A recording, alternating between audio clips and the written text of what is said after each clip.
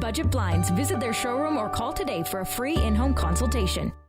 And Moses joins us for a first look at sports. Much like the men's squad, it was a good weekend for the Lakeland Rustlers women's volleyball team. It was huge for them, as a matter of fact, becoming the first team to defeat the Kings Eagles this season, the best team in the province. However, as Josh Ryan reports, the squad knows there's still plenty of work ahead. This weekend's come-from-behind victory over then-unbeaten Kings College could go down as the Rustlers women's volleyball team's turning point of the year. The women garnered the W after failing to capitalize on a 2-1 lead the previous evening, in addition to trailing 2-0 on Saturday. Head coach Austin Dyer credits the roster experience in the comeback. We're a pretty veteran team when it comes to college volleyball anyways. We have some older players and definitely a starting group that knows what it takes to win. And so I don't think it really matters who we're playing or where we are in the match. They know that we can turn it around. They know the level that we can play at as well.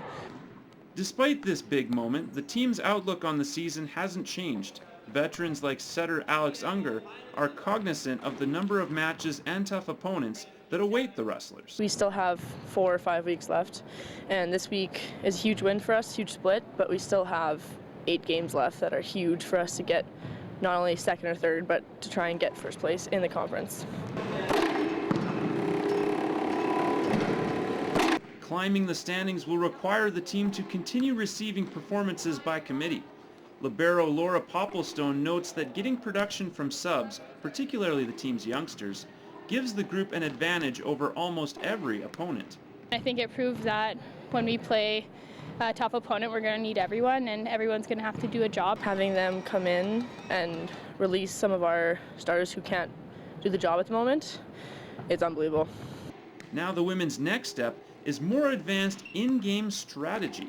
Trying to get away from just fundamental skills and now actually trying to implement different tactics within the game that doesn't necessarily have to come from me, that they can do within the play. While the league's weakest team, the Concordia Thunder, may not provide the same challenge as the Eagles, Dyer says that's irrelevant in applying the lessons worked on in practice. It doesn't matter who we play against or what the records are.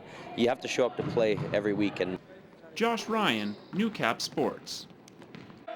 Well, sticking with college volleyball, Rustlers hitter Sam Dwevi was named ACAC Player of the Week. The Auckland, New Zealand product came off a spectacular weekend where he combined for 39 kills in 2 matches. Dwevi now leads the league in kills with 229.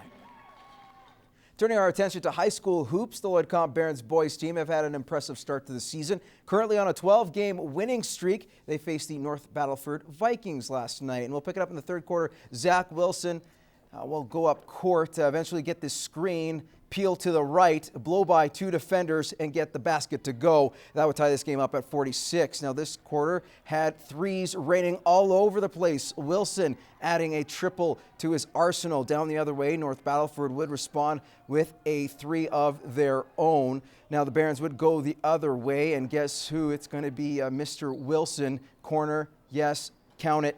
This one, he had a team-high 21 points, but in the fourth quarter, momentum was all on the Vikings side.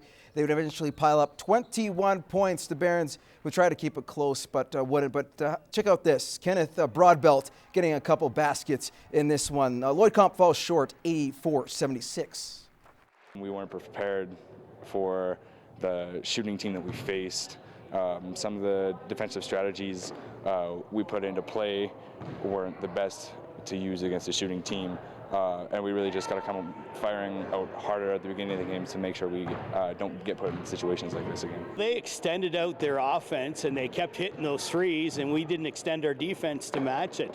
It was a shootout at the OK Corral Comp Lloydminster. All right, OK Corral, let's move on to some events going on in the Junior B ranks. A pair of games in the league, the Lloydminster Classic Oilfield Bandits in Vermilion. Maybe this one turns into a shootout. Last time the Bandits were on the road, they ended up winning 9-8. So hopefully maybe we see more entertaining hockey in Vermilion. Take on the Tigers. And the first place Wainwright Bisons are in Onion Lake to take on the Border Chiefs. And that